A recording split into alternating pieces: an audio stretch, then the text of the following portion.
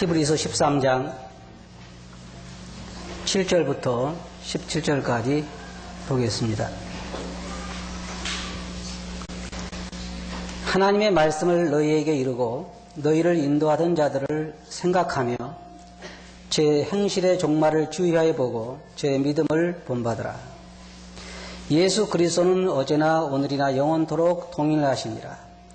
여러 가지 다른 교훈에 끌리지 말라. 마음은 은혜로서 굳게 함이 아름답고 식물로서 할 것이 아니니 식물로 말미암아 행한 자는 유익을 얻지 못하였느니라. 우리에게 제단이 있는데 그 위에 있는 제물은 장막에서 섬기는 자들이 이 제단에서 먹을 권이 없나니 이는 죄를 위한 짐승의 피는 대제사장이 가지고 성소에 들어가고 그 육체는 영문 밖에서 불사름이니라.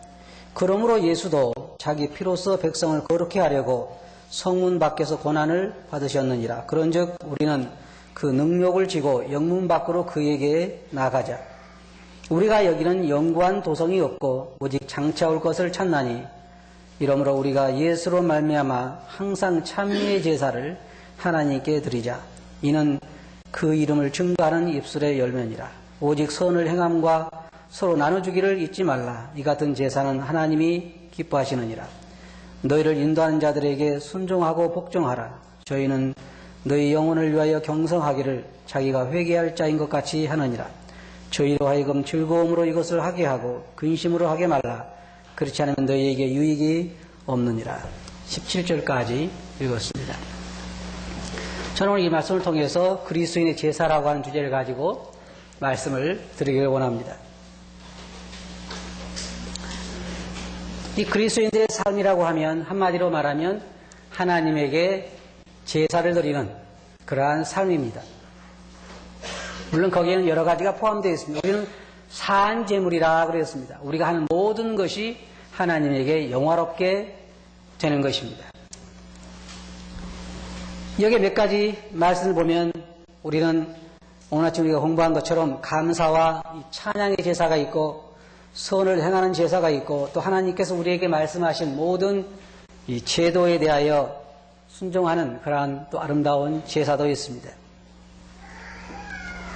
먼저 우리가 읽어본 7절 말씀 보면 하나님의 말씀을 너희에게 이루고 너희를 인도하는 자들을 생각하며 제 행실을 종말을 주의하여 보고 제 믿음을 본받으라 그랬습니다.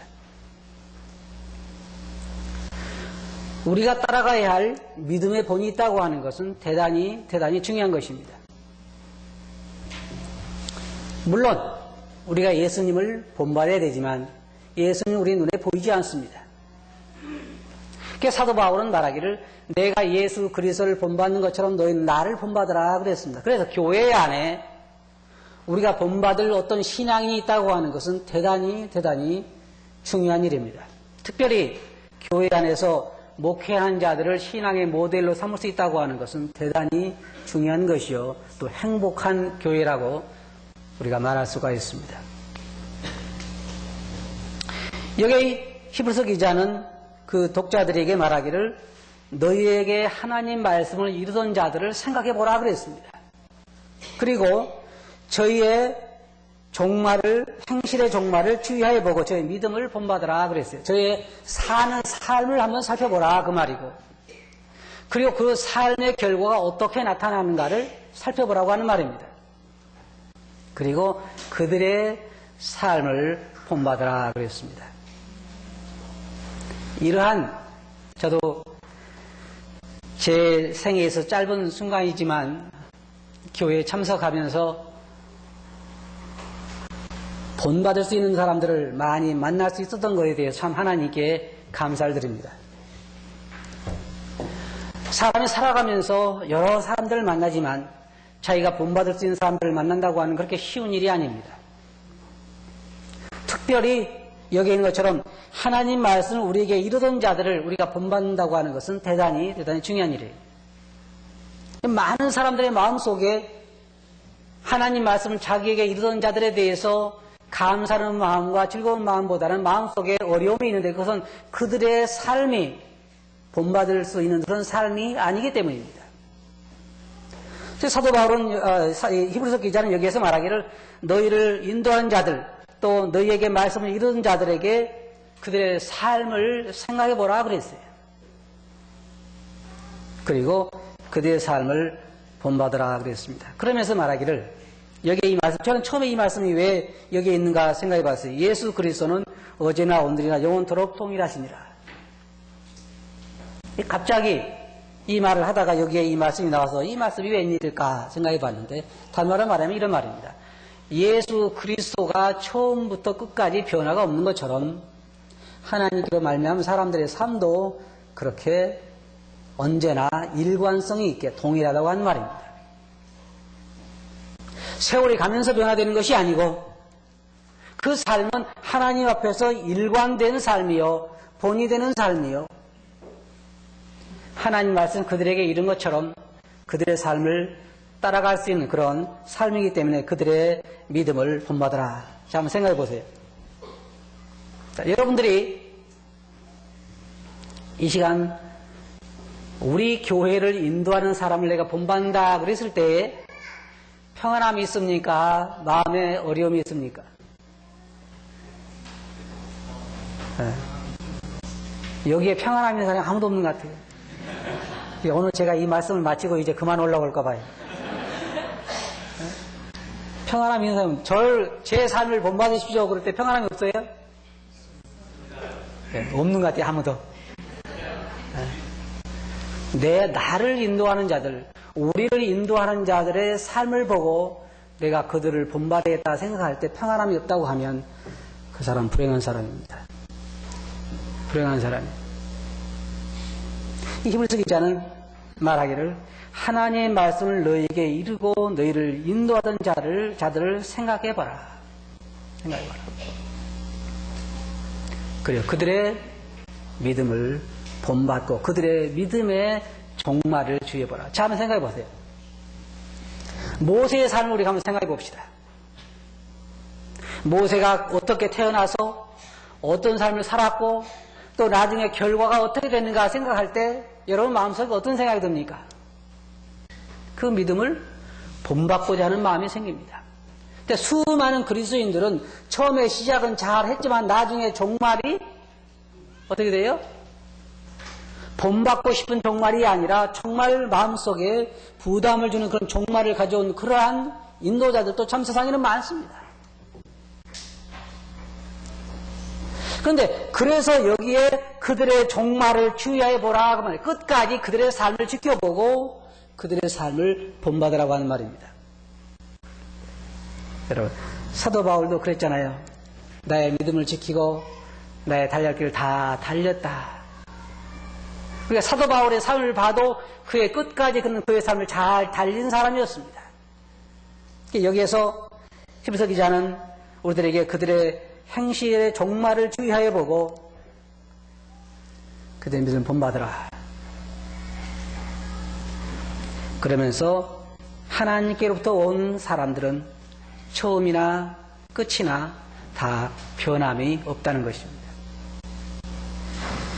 그 다음에 여러 가지 우리들에게 구절에 보면 여러 가지 다른 교훈에 끌리지 말라 그랬습니다.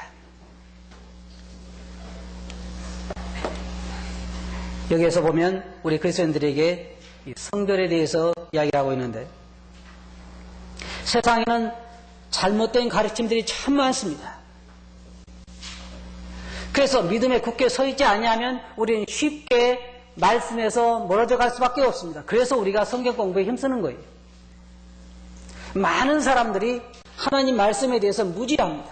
예수 그리스도를 믿고 구원받다고 하는 사람들이 10년이 되고 20년이 되고 30년이 돼도 그 마음속에 하나님 말씀이 거하고 있지 않습니다. 하나님 믿고 오래된 사람들에게 있어서 우리가 하나님 말씀을 점검해 보게 될 때 너무나 빈약해요. 참 비극적인 사실은요. 비극적인 사실은 많은 그리스도인들에게 있어서 하나님 말씀에 대한 지식보다는 연예인들에 대한 지식이 훨씬 더 깊다는 것입니다. 비극적인 거예요. 예수님께서 어디에서 승천했느냐 그러면 시내산에서 승천했다는 사람이 연예인들에 대해서는 언제 이혼하고 언제 자식 낳고 언제 결혼한 건 다 잘 알고 있어요. 그러니까 그 삶이 잘못된 교리에 끌려갈 수밖에 없는 것입니다. 지금 이 세상은 온통 잘못된 교리들이 많이, 물론 진리가 전혀 없는 건 아닙니다. 진리도 있고 잘못된 가르침들도 많이 있는데 그것을 분별할 수 있는 힘이 없는 것입니다. 왜냐하면 하나님 말씀이 그 속에 거하고 있지 않기 때문입니다. 그래서 여기에 여러 가지 다른 교훈에 끌리지 말라. 말세가 될수록 많은 사람들이 잘못된 가르침에 빠지게 될 것입니다. 우리도 하나님 말씀에 서 있지 아니하면 잘못된 교훈에 흘러갈 수밖에 없습니다. 여기에 마음은 은혜로서 굳게 함이 아름답고 식물로 살 것이 아니니 식물로 말미암아 행한 자는 유익을 얻지 못하느니라. 물론 여기에 이 히브리서 기자가 말하는 것은 이 유대인들에게 여러 가지 음식의 제사법에 매여 있는 그 사람들에게 지금 하고 있는 얘기입니다. 우리는 물론 음식에 매여 있지는 않습니다. 그런데 유대인들에게 이게 보통 큰 문제가 아닙니다. 평생을 음식에 대한 제사법, 의복에 대한 것, 안식일에 대한 것, 이런 법에, 제사법에 매여 있는 사람들에게 그것을 벗어난다고 하는 것은 굉장히 어려운 일입니다. 그래서 그는 말하기를 마음은 은혜로 굳게 함이 아름답고 음식물로서, 식물로 사는 것이 아름답지 않다. 주님께서도 사람 입에서 들어가는 것이 우리를 더럽게 하는 것이 아니라 나오는 것이 우리를 더럽게 한다 그랬습니다. 그 다음에 짐승의 제사에 대해서 말하고 있습니다. 우리에게 제단이 있는데 그 위에 있는 제물은 장막에서 섬기는 자들이 이 제단에서 먹을 권이 없나니 이는 죄를 위한 짐승의 피는 대제사장이 가지고 성소에 들어가고 제물은 밖에서 불사른다 했습니다. 이 히브리서 2장 지금 구약 성경에 이야기 있는 그 속죄 제물을 마음에 두고 하는 얘기입니다. 여러분이 아시다시피 속죄 제물은 어떻습니까? 속죄 제물은 피는 제단에서 드려졌지만은 제물은 밖에서, 성소 밖에서 불살라졌습니다. 이게 속죄제입니다. 번제는 물론 안에서 다 사라졌지만.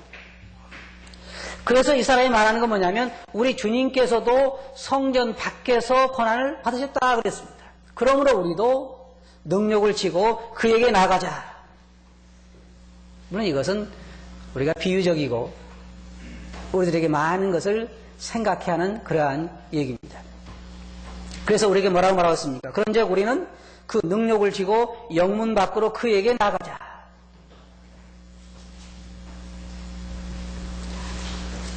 이 말은 다른 말로 말하면 우리가 이 세상의 어떤 제도에서 벗어나서 예수 그리스도와 함께 그의 십자가를 지고 그와 함께 고난을 받자 하는 얘기입니다.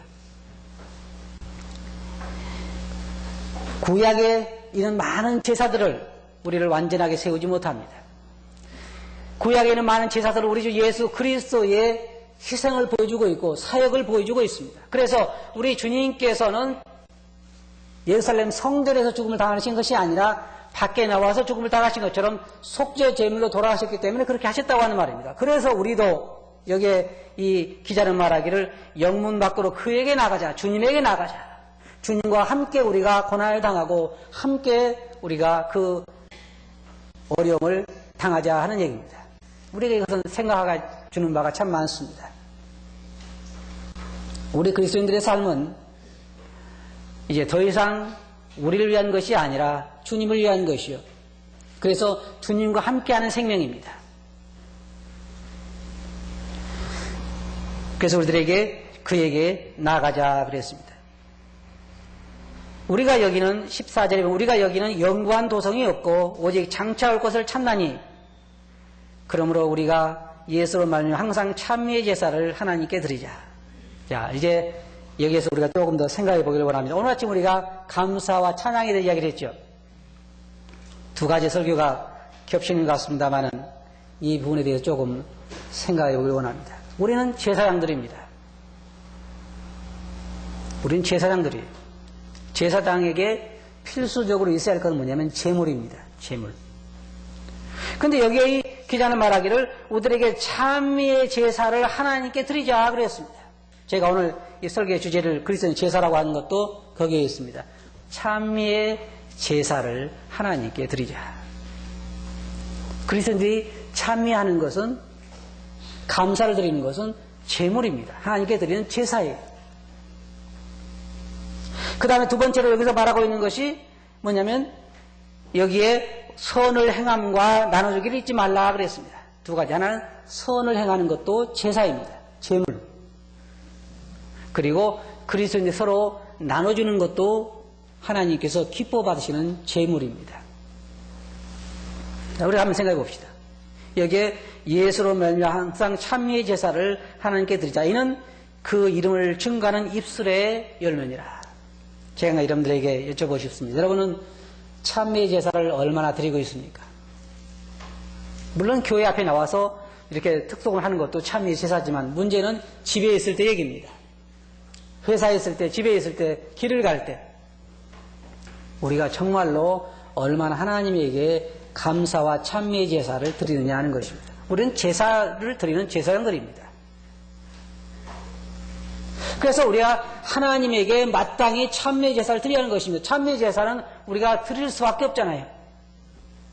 받은 게 너무 많기 때문에 사도 바울이 말하는 것처럼 너희는 위의 것을 생각하라. 땅의 것을 생각하지 말고 위의 것을 생각하라 그랬어요. 위의 것을 생각해 보면요, 우리 마음속에서 자연스럽게 찬미의 제사가 나올 수밖에 없습니다. 찬미의 제사가 나올 수밖에 없어요. 감사할 수밖에 없습니다. 왜냐하면 받은 것이 너무나 크기 때문입니다. 사도 바울들에게 말하기를 너희가 가진 것 중에 받지 아니한 것이 무엇이냐 그랬어요. 모두가 받은 것들입니다. 하나님께서 우리를 구원하신 목적이 어디 있냐면 우리를 통해서 감사와 찬양을 받기 위한 것이 그 중에 하나가 있습니다. 그래서 우리가 하나님께 찬양과 경배를 드리는 것이 마땅한 것이에요. 우리가 찬양에 인색하잖아요. 저는 노래를 별로 좋아하지 않습니다. 저보고 찬양 연습을 1시간만 하라 그러면요, 차라리 다른 일을 시키라는 게 더 나아요. 그런데도 저는 제가 영적으로 좋을 때에 제 입에서 저도 모르게 찬양이 나옵니다. 물론 저는 혼자 있을 때예요. 왜냐하면 다른 사람이 듣기 싫다 그러니까. 저는 좋은데 다른 사람 별로 안 좋은가 봐요. 그런데 한 가지 확실한 건 뭐냐면 제 안에서 나도 모르게 입술을 통해서 찬양이 나온다는 거예요. 왜 그래요? 내 안에 영혼이 하나님에게 젖어 있고 주님에게 젖어 있을 때 나도 모르게 내 입에서 입술이 열리고 찬양이 나옵니다. 자연스러운 것이에요. 나도 모르게 입이 흥얼흥얼 하면서 내 입에서 나오는 게 돌아와요 부산항에 그런다 그러면 그건 성령이 충만한 것이 아니고 마음속에서 가요가 충만한 게 가요가. 맨날 일할 때 가요만 틀어놓고 일을 하니까 나도 모르게 입에서 나온 게 뭐냐? 돌아와요라는 돌아와요.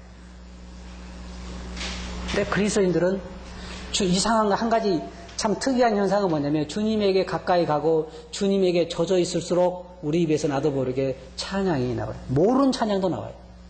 경험해 보셨어요? 저보고 찬양에 우리 복음성가 가사를 외우라 그러면 외우는 게 하나도 없어요. 그런데도 내 마음이 기쁨과 즐거움 차면 나도 모르는 복음 찬송가 나와요. 왜냐? 우리 안에서 우리가 주님으로 충만해 있을 때 찬미의 제사는 자연스럽게 나오는 것이기 때문입니다. 자연스럽게. 우리가 정말 주님께서 우리에게 베푸신 은혜에 푹 젖어 있고 감사가 우리 마음을 가득 채우게 되면 우리 안에서 감사가 저절로 나오는 것입니다. 감사합니다. 감사합니다. 이게 성령 충만한 열매 중에 하나예요. 그렇잖아요? 찬미 제사가 어떻게 나옵니까? 성령의 충만한 결과 중에 하나입니다. 감사가 우리 입에서 나오는 것도 성령의 충만한 결과 중에 하나입니다. 그리고 그 다음에 보면은 선을 행하는 것에 대해서 말하고 있습니다. 선한 일에 힘쓴다고 하는 것입니다. 이게 성령의 충만한 결과 중에 하나. 이게 하나님께서 아주 기뻐하시는 것입니다. 기뻐하시는 거예요. 언제 하나님께 기뻐하시느냐? 우리 그리스도인의 선한 일을 행할 때 하나님은 참 기뻐하십니다. 우리 주님께서 정말 기뻐하시요. 내가 너를 위해 십자가에 돌아가는 게 참 잘한 것 같다. 저는 가끔 그 말씀을 생각해요. 하나님께서 사울을 왕으로 세웠잖아요. 그리고 나서 내가 사울을 왕으로 세운 것을 후회하노라. 여러분 생각해 보셨어요? 왜 그랬을까요? 사울이라고 하는 사람은 하는 것마다 자기밖에 몰라요. 자기를 위해서 비석을 세우고 그러잖아요. 자기 이름을 생각해서 사람들을 하나님 앞에서 순종하지 아니하고. 우리 그리스도인들이 하나님 앞에서 의로운 삶을 통해서 하나님께 영광을, 사람들에게 선을 행하는 걸 우리 주님께서 보실 때 마음속에 큰 즐거움을 누리시는 게 큰 제사예요. 제사. 재물이라고 하는 말입니다. 재물. 그리고 거기에 서로 나눠주기를 잊지 말라고 그래요. 나눠주는 것도 하나님께서 보실 때 굉장히 기뻐하시는 일입니다. 이 사람들도 보면 참 특이해요. 사도 바울이 우리들에게 그런 얘기했습니다. 내가 재물을 구하는 것이 아니고 너희의 유익을, 너희의 즐거움을 위해서 말한다고 말하고 있습니다. 사람들 중에는 여러 가지 분류가 있습니다. 하나는 뭐냐면 늘 받기만 하고 남을 도와줄 줄 모르는 사람이 있어요. 항상 이 사람들은 주머니만 가지고 다녀요. 빈 주머니. 그래가지고 계속해서 받는 것만 좋아합니다. 이건요, 정말로 구원받은 자들의 특징이 아니에요. 특징이 아니에요. 성령 충만한 자의 특징은 뭐냐면 항상 무엇이든지 남에게 나눠주기를 좋아하는 사람입니다. 좋아하는 사람. 이게 하나님께서 굉장히 기쁘시게 받으시는 거예요. 근데 이런 자들 중에 또 한 가지 우리가 고쳐야 할 게 뭐냐면, 이런 늘 주기를 좋아하는 사람은 남에게 받으면 큰일 난 줄 알아요. 이것도 잘못된 거예요. 그렇잖아요? 그럼 자기는 주기만 하고 안 받으면 그 사람은 상은 어떻게 받아요? 줄 줄 아는 것도 중요하고 받을 줄 아는 것도 참 중요해요. 남이 줄 때 고맙습니다라고 받는 것도 참 좋은 자세예요. 그렇잖아요? 자기가 그동안 남을 줬는데, 그래서 하늘나라에서 상을 받을 줄 알았는데 받으면 자기 상을 다 잃는 것으로 생각하는데요, 받는 것도 큰 상을 받게 하는 거예요, 상대방이. 그렇잖아요? 그래서 줄 줄도 알아야 되면 반대로 또 받을 줄도 알아야 돼요. 그게 참 좋은 신앙이네요. 근데 어떤 사람들은 계속해서 일정 동안 받는 것밖에 없어요. 받는 것밖에. 교회에 올 때 아주 큰 보따리를 가지고 와서 항상 갈 때 빈 보따리 가지고 가면 마음이 별로 편하지 않죠. 제가 말하는 것은 물질만 말하는 게 아니에요. 마음 보따리도 그래요. 마음 보따리도. 교회 올 때 계속 빈 보따리만 가지고 가가지고 오늘 가서 누가 나를 위로하려나 와가지고 위로 못 받고 가면서 쓸쓸한 마음으로, 유평교회는 사랑이 없어. 왜? 빈 보따리 가지고 왔는데 갈 때 채워가지 못 채워가지고 가니까. 근데 한번 보따리를 채워가지고 와보세요. 그럼 갈 때 또 받아가지고 가요.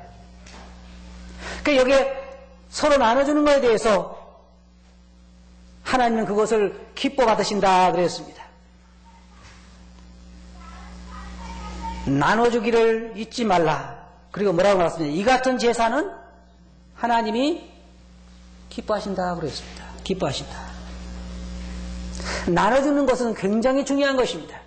우리에게 있는 의복이라든지 곡식이라든지 돈이라든지 아니면 집이라든지 뭐든지 형제자매들과 함께 나눌 수 있는 것은 굉장히 아름다운 것이요, 하나님께서 기뻐하시는 것입니다. 우리가 늘 공부하지만은 내가 가지고 있는 것이 다 내 것이 아닙니다. 누구 것입니까? 대답들은 다 잘하라고 생각을 해요. 누구 거예요? 소속을 잘 모르시겠어요? 여기에 예배당에 와 계실 때는 다 주님 것이라고 이야기해요. 근데 예배당 나가면서 신발 신으면서 내 것인데 그러잖아요. 내 것으로 생각을 하고 있어요. 내 것으로. 그러니까 욥은 그렇게 생각하지 않았습니다. 주신 이도 여호와시요 취하신 이도 여호와시라고 생각했습니다. 남의 것이라고 할 때요, 아까운 게 없는 것 같잖아요. 남의 것이라고. 주님의 것입니다. 그래서 우리가 서로 나눠주기를 잊지 말라고 그랬습니다. 이것은 하나님께서 기뻐 받으시는 제사다 그러죠. 기뻐 받으신 거다. 우리 그리스도인들이 하나님께 드릴 제물, 찬양과 찬미와 감사, 여러분 그걸 꼭 잊지 마시기 바랍니다. 언제 어디서든지 드릴 수가 있습니다. 집에서도, 일하면서도, 길을 가면서도, 운전하면서 다른 사람 운전 잘못했나 욕하지 말고 입에서 늘 감사합니다. 찬미하는. 그 다음에 우리 그리스도인들이 서로 나눠주는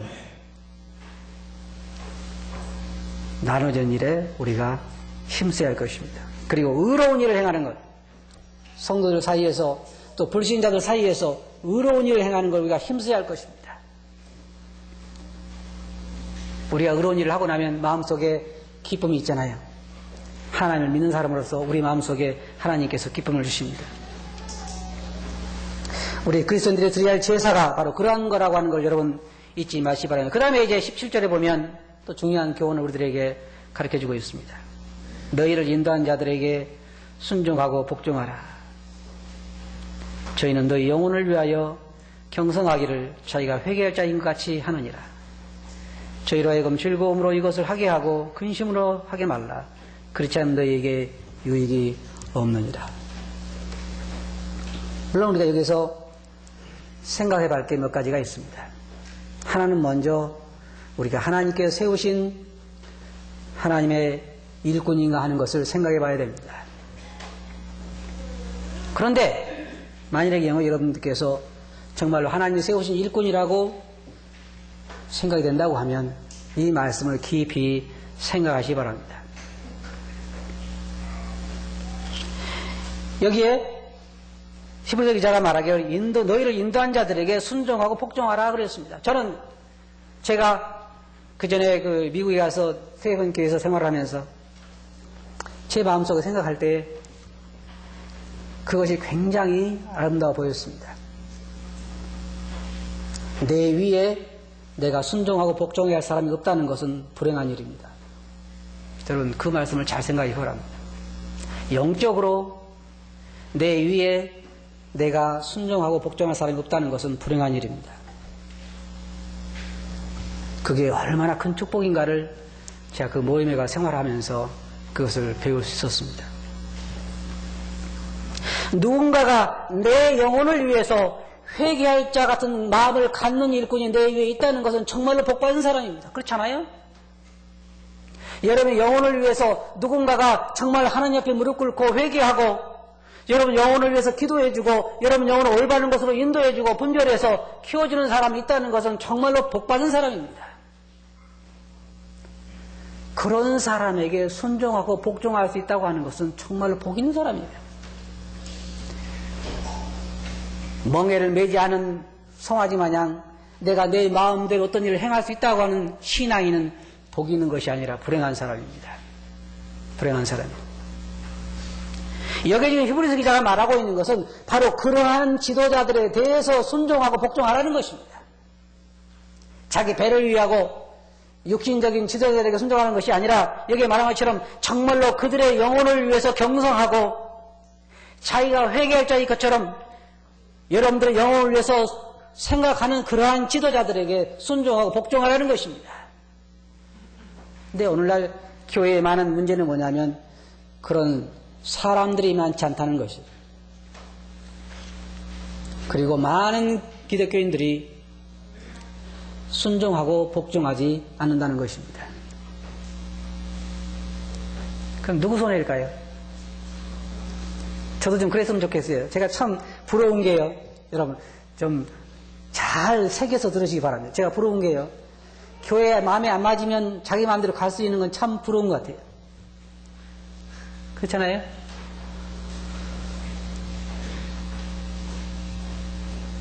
근데 정말로 좋은 목자들 아래 우리가 산다는 것은 복이 있는 것입니다. 저도 제 삶의 경험을 통해서 그런 목자들 안에서 내 영혼을 생각해주는, 내 영혼을 키워주고 내 영혼을 기도하고 내 영혼을 인도해주고 내 영혼이 잘 되기를 바라는 목자들 아래서 그 질서 아래 순종하고 복종할 수 있다는 것은 정말 복 있는 거라고 하는 것입니다.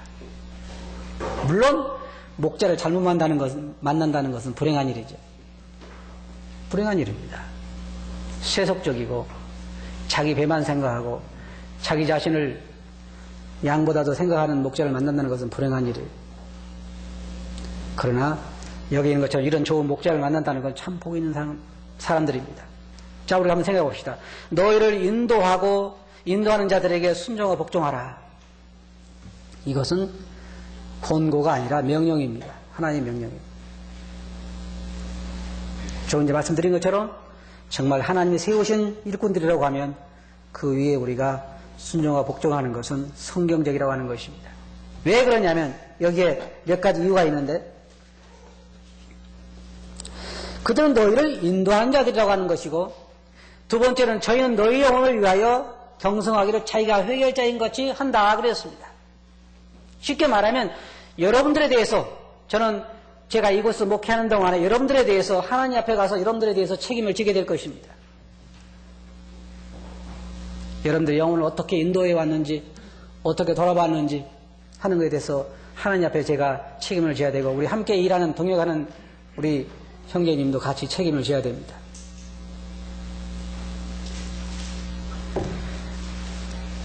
세 번째로, 저희로 하여금 즐거움으로 이것을 하게 하고 근심으로 하게 하지 말라. 그런데요, 목회를 하다 보면 참 재밌는 일이 많이 있어요. 재밌는 일이. 형제님, 제 기분을 잘 모르시죠? 제 기분 상하게 하면요, 제가 안 나오는 수가 있어요. 참 재미있는 사람들 많이 있어요.